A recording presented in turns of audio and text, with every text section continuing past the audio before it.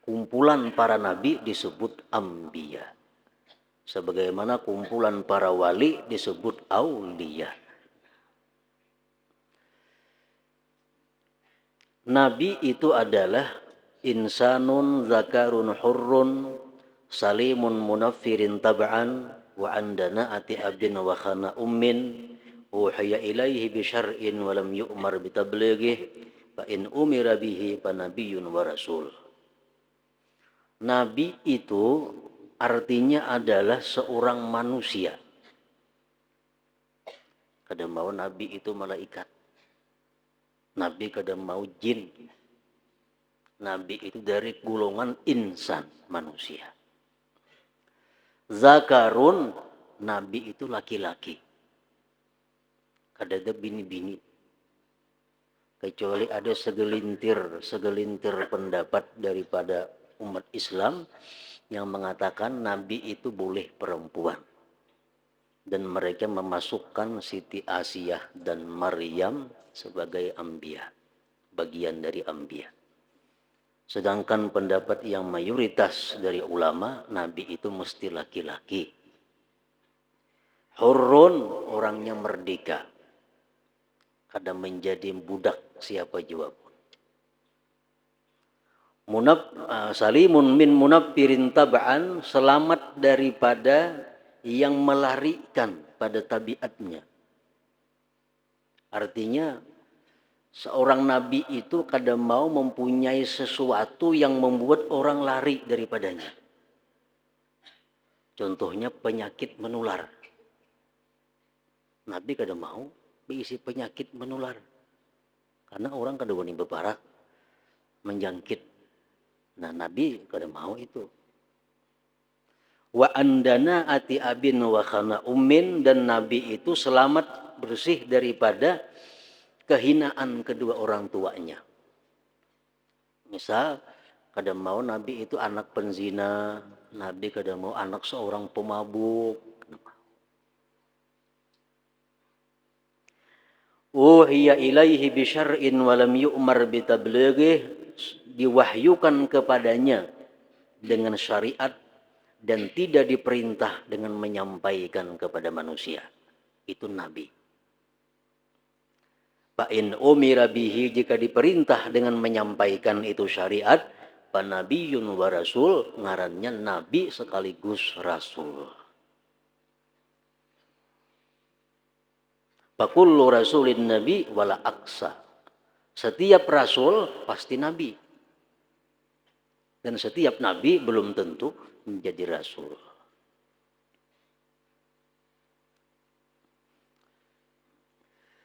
Qila adadul anbiya mi'atu alfin wa arba'atun wa ishrun alfa. Ada yang mengatakan bahwa jumlah seluruhnya para nabi itu 124.000 orang. Sejak Adam sampai dengan junjungan kita Nabi besar Muhammad sallallahu alaihi wasallam, maka nabi itu banyaknya yang diberi wahyu oleh Allah, manusia ini adalah 124.000 orang. Ka'iddati ashabi sayyidina Muhammad sallallahu alaihi wasallam waqta wafatihi, sama persis seperti bilangan jumlah sahabat Rasulullah waktu beliau wafat. Rasulullah wafat meninggalkan 124.000 sahabat. Persis seperti itu jumlah para anbiya. Wa adadur rusul salasumi'atin wa salasata asyara, sedangkan bilangan para rasul itu ada 313 orang. Nabi 124.000. Kalau rasul 313. Zukira fil Qur'anil Karim minhum khamsatun wa ishrun. Dari semua itu yang disebutkan dalam Al-Quran ada 25 orang. Di Al-Quran ada 25. Oleh karena itu kita wajib mengenali, menghafal yang 25 orang itu. Karena itu yang ditulis, yang diwahyukan oleh Allah di dalam Al-Quran ada 25 nabi. Jadi masih banyak lagi nabi-nabi yang kada disebutkan di dalam Al-Quran itu. Waktulifa binubuwati Khidir wa Dzulqarnain wa Luqman wa Talut. Khilaf ulama tentang kenabian Khidir. Khidir itu ada yang mengatakan nabi, ada yang mengatakan wali. Artinya kalau kita mengatakan bahwa Khidir itu bukan nabi, kada jadi masalah. Tapi kalau kita mengatakan Lut bukan nabi, kafir kita. Kalau kita mengatakan misalnya Isa bukan nabi, Musa bukan nabi, kafir. Karena dalam Al-Quran dijelaskan sudah itu nabi. Nah kalau Khidir itu khilaf. Ada yang mengatakan termasuk nabi, ada yang mengatakan bukan. Wa Dzulqarnain. Dzulqarnain ada yang mengatakan nabi, ada yang mengatakan kada. Wa Luqman Al-Hakim. Dalam Quran ada surat Luqman. Ada yang mengatakan beliau itu seorang nabi, ada yang mengatakan kada. Wa Talut dan Talut. Ada mengatakan nabi, ada mengatakan kada.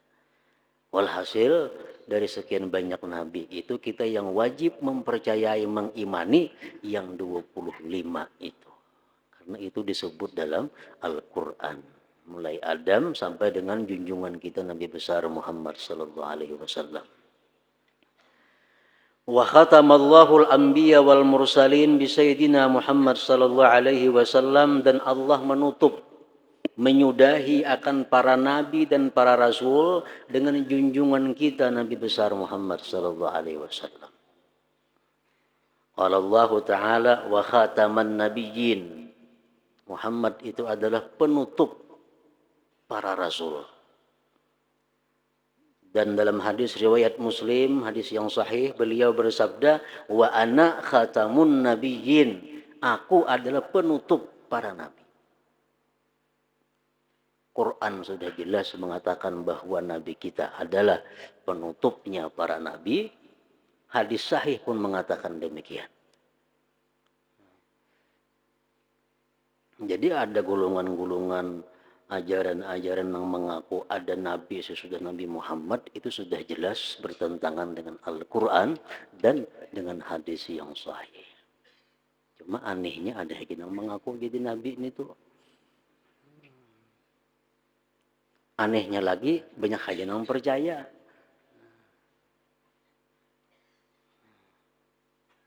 Padahal Allah sudah menyatakan di Quran wa khataman nabiyyin. Nabi Muhammad itu penutup para rasul.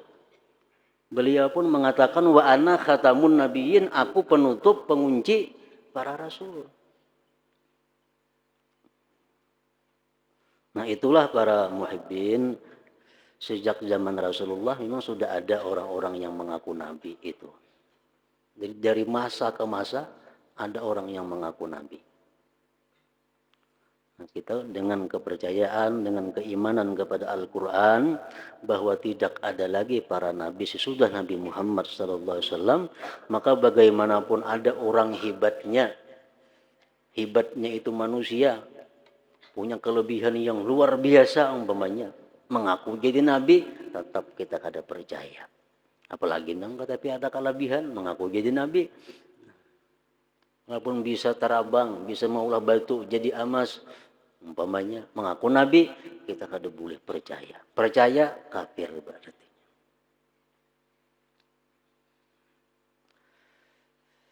Nah, semakin akhir zaman semakin banyak timbul aliran-aliran, ajaran-ajaran yang demikian rupa.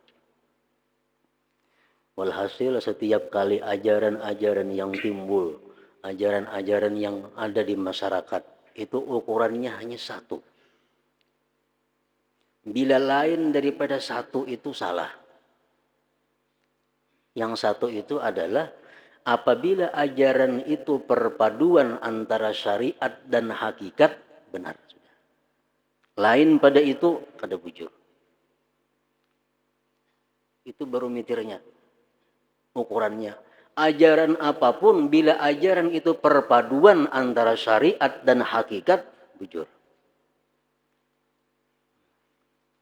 Bila hakikat saja kada bujur. Syariat saja kada bujur juga. Mesti kedua-duanya.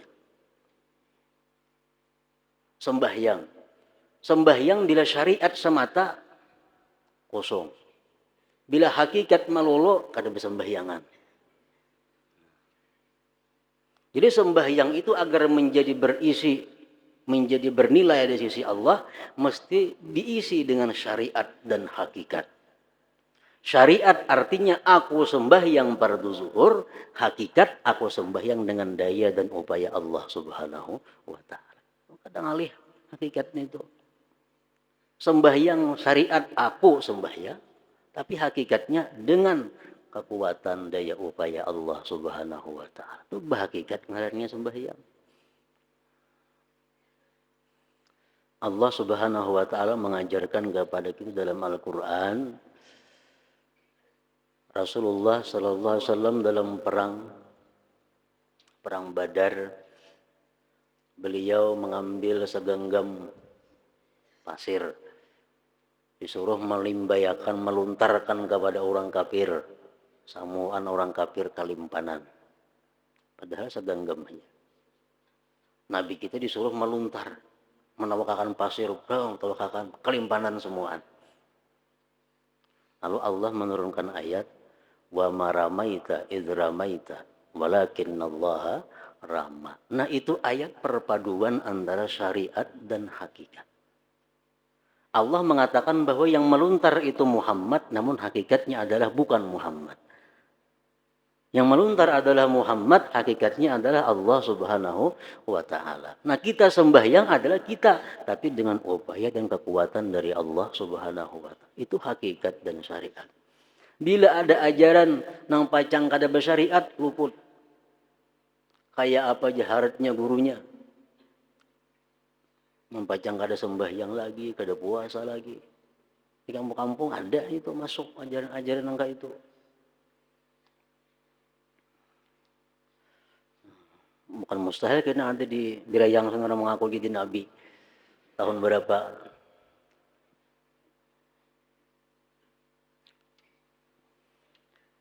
Jelas Al-Quran mengatakan wa khatamun nabiyyin, nabi kita adalah penutupnya para rasul. Para muhibbin rahimakumullah. Jadi para nabi-nabiullah ini atau anbiya ini dari yang 124.000 itu jumlahnya macam-macam keadaannya, kada sama. Ada yang hidupnya miskin, talunta-lunta, ada. Ada yang hidupnya penuh dengan kekayaan, ada. Ada yang jadi raja, ada. Ada yang hidupnya bertentangan dengan orang tuanya, ada. Ada yang hidupnya bertentangan dengan istrinya, ada. Macam-macam. Itu kesemuanya adalah dikehendaki oleh Allah Subhanahu wa taala untuk dijadikan hujjah, dijadikan satu alasan nanti untuk menolak alasan-alasan manusia kenapa tidak beriman dan bertakwa kepada Allah Subhanahu wa taala. Ada orang yang sangat kaya. Luar biasa kekayaan diberi Allah. Sehingga di akhirat nanti ujar Tuhan, wahai fulan, kenapa engkau kada sembahyang berjamaah? Kenapa engkau kada menuntut ilmu? Kenapa engkau kada berwirid? Kenapa engkau kada banyak zikir kepadaku? Hamba ini menjawab, karena engkau ya Allah kebanyakan beri aku harta. Jadi kada keurusan. Allah sudah membuat hujjah. Ujar Allah, mana ikam sugihnya lawan Nabi Sulaiman. Nabi Sulaiman tuh lantai rumahnya aja emas. Mana ikam sugihnya. Kawaha Nabi Sulaiman sembahyang, kawaha Nabi Sulaiman berzikir kepada aku setiap saat. Ikam nang kekayaan nang macam itu kada kawala. Nah, jadi semua itu ambiya jadi hujah oleh Allah Subhanahu wa taala. Nang jadi raja, kenapa engkau kada bertakwa kepada Allah? Kenapa engkau kada sembahyang berjamaah? Pian pamberi ulun amanah jadi pejabat, jadi bupati, sehingga ulun kada kabar lagi ke masjid. Ada kabar lagi sampai yang 5 waktu berjamaah. Ada kabar lagi zikir banyak karena kebanyakan yang diurus rakyatnya. Allah mengatakan, ujar Allah, Nabi Sulaiman itu raja seluruh dunia. Dan bukan hanya rajanya manusia, raja binatang-binatang pun termasuk di bawah kekuasaan Nabi Sulaiman. Jin termasuk rakyatnya Nabi Sulaiman. Dari sekian banyak yang diurus Nabi Sulaiman itu makmurnya rakyatnya. Rakyatnya makmur, Sulaimannya zikirnya banyak kepada Allah, ikam nang sekabupaten itu diurus ada sembahyang berjamaah lah. Kada kau beralasan di sisi Allah. Kada ada alasan. Allah sudah punya hujah dengan para anbiya ini. Ada orang yang kada takwa kepada Allah. Kenapa engkau kada sembahyang? Kenapa engkau kada berzikir? Pian pang membuat ulun dalam dunia hidup fakir miskin. Sehingga ulun kada kau sembahyang. Orang makan mencari pemakan segala macam. Jar Allah Ta'ala menaikkan miskinnya lawan Nabi Isa. Isa berumahnya kada diisi. Kemana dan naung sehingga situ guring istirahat. Jalan aja Nabi Isa. Kawahan Nabi Isa bertakwa lawan aku. Kawahan Nabi Isa selalu berzikir kepadaku. Mana ikan pakirnya lawan Nabi Isa? Nah, kada kawa juga melawan. Karena Allah sudah punya hujah dengan para anbiya. Ada orang yang ditanya Allah, kenapa engkau kada berzikir? Kenapa engkau kada sembahyang berjamaah? Kenapa engkau kada ke Jumat? Dia numpang memberi ulun bala, ulun awak gering sakit-sakitan. Biar Tuhan mana penyakit ikam melawan Ayub. Ayub tuh nabi yang paling banyak penyakit sudah. Tapi lisannya kada pernah putus dan hatinya daripada zikir kepada Allah. Ayub, orang yang dulunya kaya, mempunyai gedung, mempunyai anak, bini, dicoba oleh Allah, gedungnya diruntuhkan, anaknya dimatikan, ternaknya habis, kebunnya habis, tinggal sebatang kara dan seorang istrinya. Demikian Nabi Ayub, tetap dia kuat berzikir kepada Allah. Tetap dia bersyukur kepada Allah. Jadi jangan beralasan. Kenapa kada sembahyang? Merep dingin. Merep dingin, kepala sakit. Kada apa-apanya lawan Nabi Ayub. Nah, jadi kita di hadapan Allah Subhanahu wa taala kada kawa maulah alasan kalau kita kenapa kada beriman kepada Allah. Bini-bini, kenapa engkau kada bertakwa kepada Allah? Laki ulun pang orangnya keras. Laki ulun orangnya zalim. Laki ulun kada ketuju ulun beribadah. Menjadi Tuhan, mana laki ikam tu zalimnya lawan Fir'aun. Fir'aun tu mengaku Tuhan. Laki ikam mengaku Tuhan kada?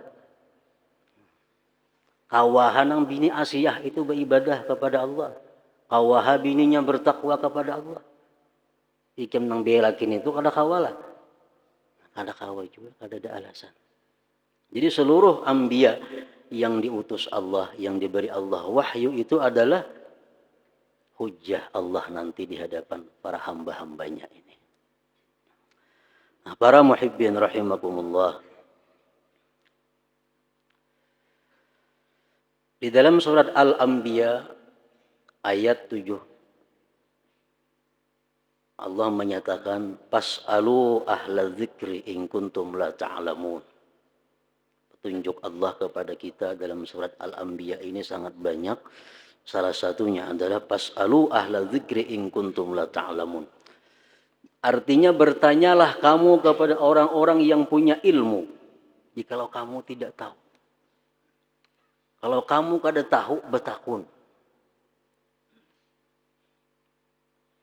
Itu perintah Allah, hukumnya wajib. Perintah ini wujub. Kalau kamu kada tahu hukumnya, betakun. Umpamanya kita hendak makan sesuatu. Bolehkah dimakan ini? Kada tahu. Betakun dulu. Lawan nang tahu.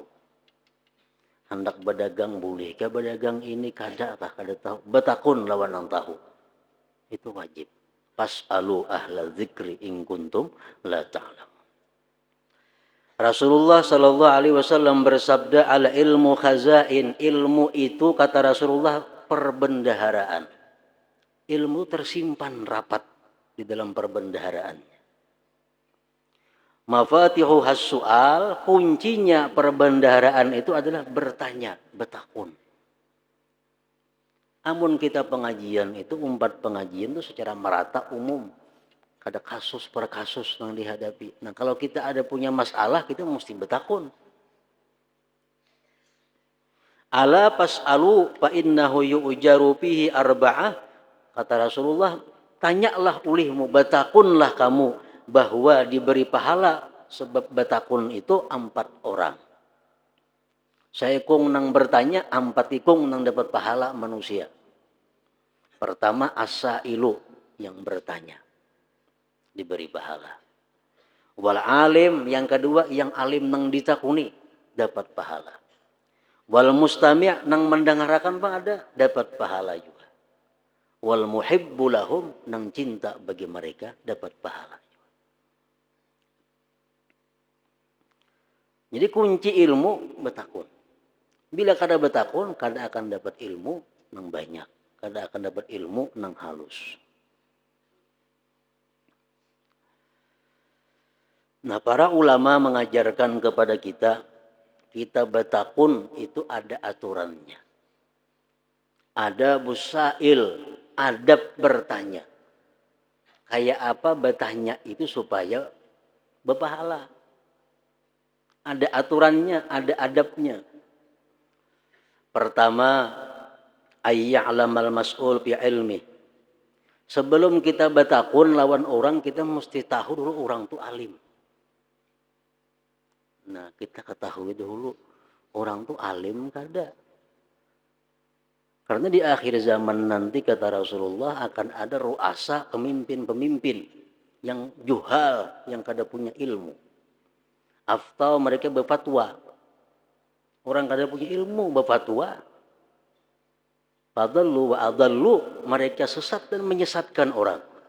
Nah sebelum kita betakun ini masalah yang kita hadapi, kita ketahui dahulu orang itu alim apa kada.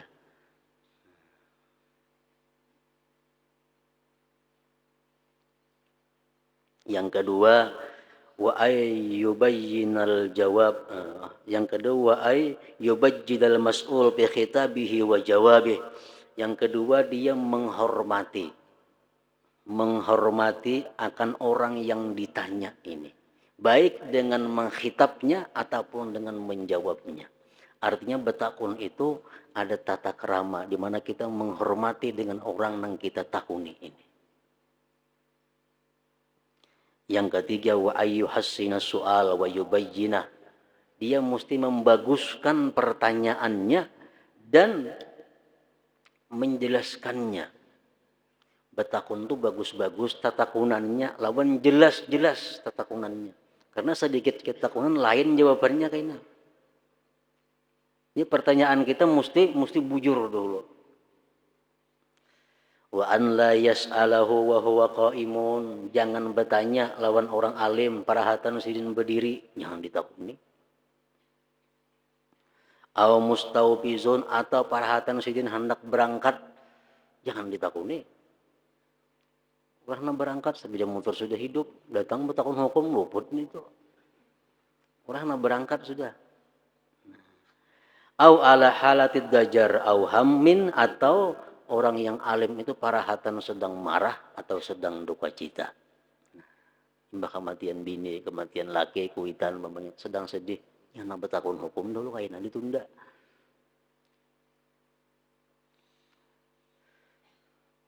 Wa an la yaqula aftani pulan wa kaifa ra'yu.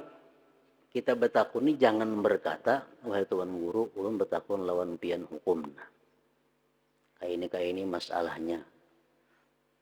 Menurut fatwa tuan guru si anu kada boleh pang pian pang kayak apa, nah jangan kayak itu betakun. Masalah ulun nih menurut tuan guru si anu maharamakan kalau pian pang kayak apa. Kada boleh betakun macam itu, kada beadat ngarannya.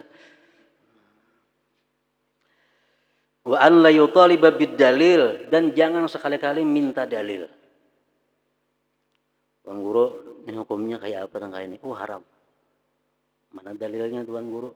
Salah nih itu betakun dalil. Seorang jadi guru ngarannya, mana orang dalilnya. Adakah hadisnya itu? Kada boleh itu. Orang betakun macam itu berarti orang ini kada beadat ngarannya.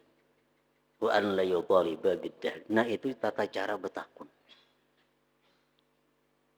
Ada bul alimil mas'ul, adapun aturan tata cara bagi orang alim nang ditakuni itu, yang pertama ayab hamas soal. Dia mesti mengerti dahulu soal. Jangan hendak menjawab namun belum paham pertanyaannya. Jelas-jelas pertanyaan itu macam apa?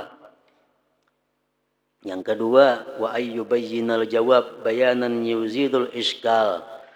Bahwa dia menjelaskan akan jawaban itu akan sejelas-jelasnya yang menghilangkan kesulitan atau keraguan-raguan. Kita menjelaskan itu nah. Menjelaskan itu harus jelas, jangan sampai orang bertakun timbul jadi ragu-ragu. Kenapa ini hukumnya guru nih? Kira-kira haram sako? Nah, nang ditakuni aja ragu-ragu orangnya. Kira-kira haram sako? Kada kawan itu. Kada kawan. Itu kada menghilangkan keraguan. Yang ketiga, wa ayyasbira ala tafhimis sa'il. Orang yang ditakuni ini mesti sabar untuk memberikan pemahaman kepada yang bertakun. Jelaskan, paham lah, biar ini paham lah. Belum paham, jelaskan sampai paham. Wa ayyakula la adri idza syakka fi jawabih, dan si alim ini mesti berkata, aku tidak tahu kalau dia ragu-ragu. Ini apa hukumnya Tuan Guru? Masalahnya kah ini, apa hukumnya? Seorang ragu-ragu juga nih. Baik jawab la adri, aku kada tahu, yang bertakun Tuan Guru lainnya.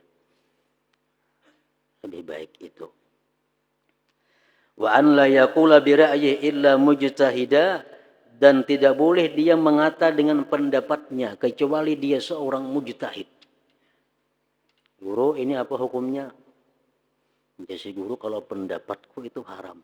Ini guru nang salah ngarannya. Nang berkata pendapatku itu kecuali Imam Syafi'i, Imam Hanafi, Imam Nawawi. Nah, namun guru Jarkasi kada kawal lagi perkataan itu. Pendapatku itu Imam Rafi'i kah, Ibnu Hajar kah, ayo pendapatku boleh. Nah kalau nang di bawah-bawahan ini cukup kada boleh, habis ya. Bila bertakun dalilnya kitab anu, kada usah dipakai pendapatku. Nah, karena ini kada berhak untuk berpendapat lagi, ilmunya kada cukup. Wa ayyuridad dalil idara adzalik, dan si alim ini mendatangkan dia dengan dalil kalau dia anggap perlu. Nang betakunnya orangnya ustadz juga, nang betakunnya tuan guru juga, hukum itu dalilnya apa hukumnya macam ini, itu hukumnya haram. Dalilnya ini dalam kitab anu ini halaman sekian. Kalau dianggap perlu, kisahkan dalilnya. Wa ayyaskuta 'anil jawab idza ra'asa ila la yantafi'u bi jawabihi, dan bahwa dia diam daripada menjawab, kada usah dijawab. Kalau dia melihat nang betakun ni pacang kada memakai jua lawan jawabannya.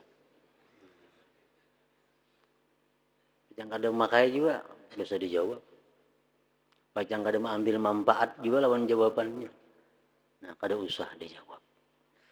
Nah, itulah adab aturan-aturan orang yang bertanya dan yang ditanya mengenai firman Allah, pas'alu ahla dzikri in kuntum la ta'lamun, bertanyalah kamu kepada orang-orang yang tahu jikalau kamu tidak tahu.